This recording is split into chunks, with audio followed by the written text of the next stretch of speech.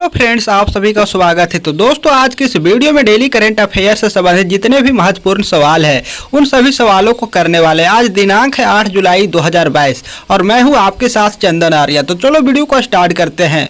और हाँ, इस वीडियो का पीडीएफ आप टेलीग्राम से प्राप्त कर सकते हैं। टेलीग्राम का लिंक नीचे इस वीडियो के डिस्क्रिप्शन में आपको मिल जाएगा। तो चलो वीडियो को स्टार्ट करते हैं। हमारा पहला सवाल है,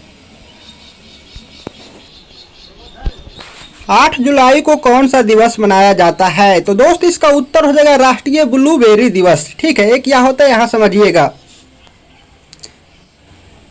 8 जुलाई को राष्ट्रीय ब्लूबेरी दिवस के रूप में मनाया जाता है। इसका मुख्य उद्देश्य ब्लूबेरी से होने वाले फायदों के बारे में जागरूक करना है। अपने बेहतरीन स्वाद के अलावा ब्लूबेरी फाइबर से भरपूर होती है। ठीक है, और आगे समझिएगा, ब्लूबेरी एक विदेशी फल है जिसे हिंदी में नीलबदरी भी कहा जाता है। यह फल दिखने में आपको जामुन की तरह लग रहा होगा, परंतु बता दें कि यह जामुन से एकदम अलग है। ठीक है, दरअसल ब्लूबेरी एक विदेशी फल है, इसलिए भारत में इसे कम लोग ही जानते हैं। ओके, 2 नंबर हमारा सवाल है। 2 नंबर हमारा सवाल है, हाल ही में भारतीय वायुसेना ने किस बैंक के साथ रक्षा वेतन पैकेज योजना के लिए समझौता ज्ञापन का विस्तार किया है? तो दोस्तों, इसका उत्तर देगा भारतीय स्टेट बैंक। ठीक है, यहां समझिएगा, भारतीय स्टेट बैंक यानी कि एसबीआई ने रक्षा वेतन पैकेज योजना के लिए भारतीय वायुसेना के साथ समझौता ज्ञापन का विस्तार किया। ठीक है, एसबीआई के इस योजना के तहत बैंक वायुसेना के सभी सेवारत और सेवानिवृत्त कर्मियों तथा उनके परिवार को विभिन्न लाभ और सुविधाएं प्रदान करेगा। ठीक है, यहाँ कुछ महत्वपूर्ण बिंदु है स्टेट बैंक से, यहाँ समझिएगा। ठीक है, भारतीय स्टेट बैंक एसबीआई के अध्यक्ष कौन है वर्तमान में? तो दिनेश कुमार खारा है। ठीक है, और वहाँ वायुसेना के प्रमुख अभी कौन है? तो एयर चीफ मार्शल विवेक राम चौधरी है। ठीक है, ध्यान रखिएगा। 3 नंबर सवाल है, हाल ही में कौन सा मंत्रालय हरियाली महोत्सव का आयोजन करेगा? तो दोस्त, इसका उत्तर हो जाएगा ऑप्शन सी, पर्यावरण, वन और जलवायु परिवर्तन मंत्रालय। ठीक है, यहाँ समझिएगा हरियाली महोत्सव क्या है। सबसे पहले हम ये समझ लेते हैं। तो हरियाली महोत्सव या फिर कहे तो ट्री फेस्टिवल जीवन को बनाए रखने और आने वाली पीढ़ियों के भविष्य को सुरक्षित करने के लिए पेड़ों के महत्व के बारे में जागरूकता पैदा करने के लिए हर साल देश में मनाया जाता है। ठीक है, देश भर में मनाया जाता है। क्या? तो हरियाली महोत्सव।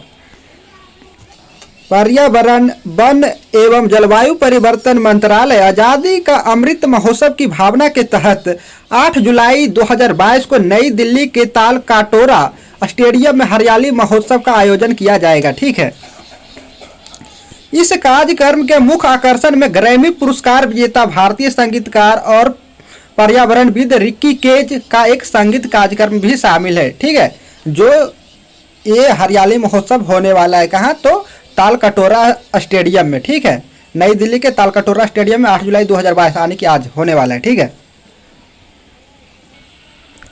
4 नंबर सवाल है, जुलाई 2022 में किस कंपनी ने स्टार्टअप स्कूल इंडिया शुरू करने की घोषणा की है? तो दोस्तों, इसका उत्तर है गूगल ने। ठीक है, गूगल ने 6 जुलाई 2022 को गूगल स्टार्टअप स्कूल इंडिया शुरू करने की घोषणा की है। इसके तहत क्या होगा, इसका क्या उद्देश्य है या स्टार्टअप मतलब स्कूल इंडिया शुरू करने की? तो यहाँ समझिएगा, इसका उद्देश्य संचित ज्ञान को एक संरचित पाठ्यक्रम में व्यवस्थित करना है ताकि छोटे शहरों में स्टार्टअप को विभिन्न चुनौतियों का सामना करने में सक्षम बनाया जा सके। ठीक है, आगे हम समझ लेते हैं गूगल के बारे में कुछ महत्वपूर्ण पॉइंट है। ठीक है, तो सबसे पहले समझिएगा, गूगल एलएलसी एक अमेरिकी बहुराष्ट्रीय प्रौद्योगिकी कंपनी है। ठीक है, वर्तमान में यहाँ गूगल का सीईओ कौन है? तो सुंदर पिचाई, जो एक भारतीय नागरिक है। इन्हें गूगल का सीईओ कब बनाया गया था? तो 2 अक्टूबर 2015 में बनाया गया था। ओके, अच्छा, अब यहाँ देखिएगा, यहाँ गूगल का स्थापना कब किया गया? तो 4 सितंबर 1998 में किया गया था। कब किया गया था? तो 4 सितंबर 1998 में। ओके, तो गूगल का संस्थापक कौन थे? तो लैरी पेज और सर्गेई ब्रिन, ये दोनों ने मिलकर क्या गूगल का स्थापना किए थे। ओके, 5 नंबर सवाल है, जुलाई 2022 में आईएएस अधिकारी टीना ढावी ने राजस्थान में किस जिले के कलेक्टर और मजिस्ट्रेट के रूप में कार्यभार संभाला? तो दोस्त, इसका उत्तर है जैसलमेर में। ठीक है, जैसलमेर राजस्थान का एक जिला है। यहाँ समझिएगा नीचे, भारतीय प्रशासनिक सेवा आईएएस अधिकारी टीना डाबी ने 6 जुलाई 2022 को राजस्थान में जैसलमेर जिले की कलेक्टर और मजिस्ट्रेट के रूप में कार्यभार संभाला। ठीक है, यहाँ तक आगे हम समझते हैं। जैसलमेर जिले की कलेक्टर एवं मजिस्ट्रेट के रूप में कार्यभार ग्रहण करने से पूर्व टीना डाबी जयपुर में नियुक्त थी। ठीक है, टीना डाबी ने 2015 में सिविल सेवा परीक्षा में शीर्ष रैंक हासिल की थी। ठीक है, वह सिविल सेवा परीक्षा में टॉप करने वाली पहली दलित है। यहाँ ये भी ध्यान रखिएगा, पूछा जा सकता है। यहाँ हम कुछ राजस्थान के बारे में इंपॉर्टेंट पॉइंट को समझते हैं। तो राजस्थान में कुल कितना जिलों की संख्या है? तो 33 है। ठीक है, राजकीय पशु क्या है? तो राजस्थान का ऊंट है एवं चिंकारा। चिंकारा एक जानवर है। ठीक है, और राजकीय पक्षी क्या है? राजस्थान का राजकीय पक्षी क्या है? तो इसका जवाब क्या हुआ? Great Indian bustard. ये क्या है? तो राजस्थान का राजकीय पक्षी है। ठीक है, अब हम आगे बढ़ते हैं। 6 नंबर हमारा सवाल है, हाल ही में भारत के किस लेफ्टिनेंट जनरल को दक्षिण सूडान में संयुक्त राष्ट्र मिशन में फोर्स कमांडर नियुक्त किया गया है? तो दोस्तों इसका उत्तर देगा लेफ्टिनेंट जनरल मोहन सुब्रमण्यम को। ठीक है, यहाँ समझिएगा 6 जुलाई को संयुक्त राष्ट्र के महासचिव एंटोनियो गुतारेस ने भारतीय सेना के लेफ्टिनेंट जनरल मोहन सुब्रमण्यम को दक्षिण सूडान में संयुक्त राष्ट्र मिशन, यानी कि इसका मतलब क्या होता है इंग्लिश में? तो United nation mission in south Sudan, short में UNMISS कहते हैं। ठीक है, का अपना नया फोर्स कमांडर नियुक्त किया गया। ठीक है, और आगे समझिएगा लेफ्टिनेंट जनरल मोहन सुब्रमण्यम को भारतीय लेफ्टिनेंट जनरल शैलेश तिनिकर के स्थान पर नियुक्त किया गया है। ठीक है, ओके। 7 नंबर सवाल है, हाल ही में 30 दिवसीय दिल्ली शॉपिंग फेस्टिवल की घोषणा किसने की? तो दोस्तों इसका उत्तर हो जाएगा ऑप्शन सी, अरविंद केजरीवाल ने। यहाँ समझिएगा यह फेस्टिवल 28 जनवरी 2023 से 26 फरवरी 2023 तक आयोजित किया जाएगा। यह भारत का सबसे बड़ा शॉपिंग फेस्टिवल होगा। ओके, शहर की अर्थव्यवस्था को बढ़ावा और स्थानीय पेशेवरों, व्यापारियों और विक्रेताओं की मदद करेगा।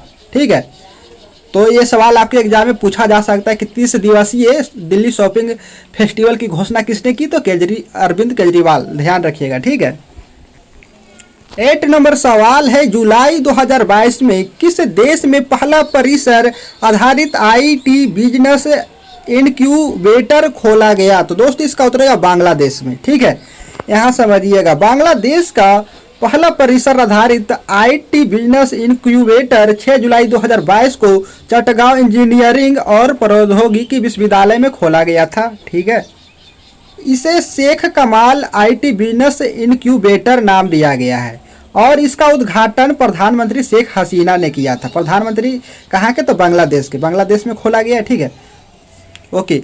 इसे 113 करोड़ टक्का की लागत से 4.7 एकड़ क्षेत्र में बनाया गया है, यानी कि बांग्लादेश की मुद्रा क्या है? तो टक्का, वहाँ टक्का चलता है। जिस तरह से भारत में यहाँ भारत की मुद्रा रुपया है, तो वहाँ के यहाँ मुद्रा क्या है? तो टक्का है, ध्यान रखिएगा। ठीक है, तो 113 करोड़ टक्का की लागत से 4.7 एकड़ के क्षेत्र में बनाया गया है। ओके, यह बांग्लादेश में स्टार्टअप के लिए एक पूर्ण और अभिनव परितंत्र प्रदान करेगा, यानी कि जो यहाँ ये IT बिजनेस इंक्यूबेटर खोला गया है, ये क्या? तो ये स्टार्टअप, जो लोग स्टार्टअप करते हैं उन्हें एक मतलब पूर्ण सुविधा देगा। ठीक है, ओके। बांग्लादेश से संबंधित कुछ महत्वपूर्ण पॉइंट को समझते हैं। तो बांग्लादेश का राजधानी कहाँ है? तो ढाका पड़ता है। ठीक है, वहाँ कौन सा मुद्रा चलता है? तो बांग्लादेशी टक्का चलता है। वहाँ के अध्यक्ष कहने का मतलब राष्ट्रपति कौन है? वर्तमान में बांग्लादेश का राष्ट्रपति कौन है? तो अब्दुल हमीद है। ठीक है, हामिद है। प्रधानमंत्री कौन है? तो शेख हसीना है। ओके, आगे हम बढ़ते हैं।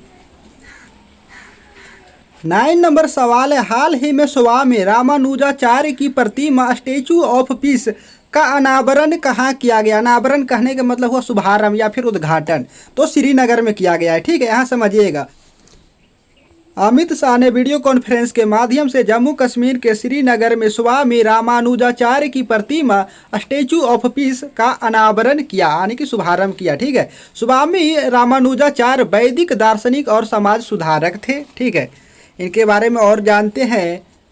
तो समुच्चय भारत की यात्रा की और समानता तथा सामाजिक न्याय के सिद्धांतों पर बल दिया। इनकी शिक्षाओं ने भक्ति आंदोलन के संतों को प्रेरित किया और उन्हीं के शिष्य रामानंद ने भक्ति आंदोलन की शुरुआत की। ठीक है,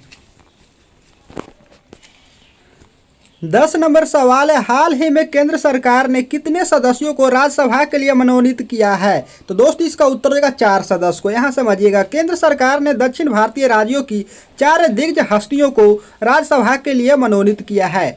इनमें प्रख्यात एथलीट पीटी उषा और महान संगीतकार इलैयाराजा शामिल है। और 2 कौन है? तो यहाँ आगे समझते हैं। 2 और हैं, कर्नाटक में समाज सेवी एवं धर्म स्थल मंदिर के प्रशासक वीरेंद्र हेगड़े, तीसरा हो गए, और प्रसिद्ध पटकथा लेखक एवं फिल्म निर्देशन वी विजेंद्र प्रसाद को भी संसद के उच्च सदन के लिए मनोनीत किया गया है। ठीक है, और आपके लिए आखिरी सवाल जिसका उत्तर आप हमें कमेंट बॉक्स में देंगे। सवाल है, 7 जुलाई को कौन सा दिवस मनाया जाता है? अंतर्राष्ट्रीय महिला दिवस, अंतर्राष्ट्रीय चॉकलेट दिवस, ऑप्शन सी विश्व पर्यावरण दिवस, ऑप्शन डी राष्ट्रीय ब्लूबेरी दिवस। इसका उत्तर आप हमें कमेंट बॉक्स में बताइए। अगर आपने कल का वीडियो देखा होगा करंट अफेयर्स का तो आपको पता होगा। ठीक है, अगर नहीं देखे तो जाकर देख सकते हैं 7 जुलाई का करंट अफेयर्स का वीडियो। ठीक है, तो दोस्तों मिलते हैं नेक्स्ट वीडियो में किसी नए टॉपिक के साथ, और आपको इसी तरह से डेली करंट अफेयर्स मिलता रहेगा। अगर आपने अभी तक चैनल को सब्सक्राइब नहीं किए तो चैनल को सब्सक्राइब कर ले और वीडियो को लाइक कीजिएगा।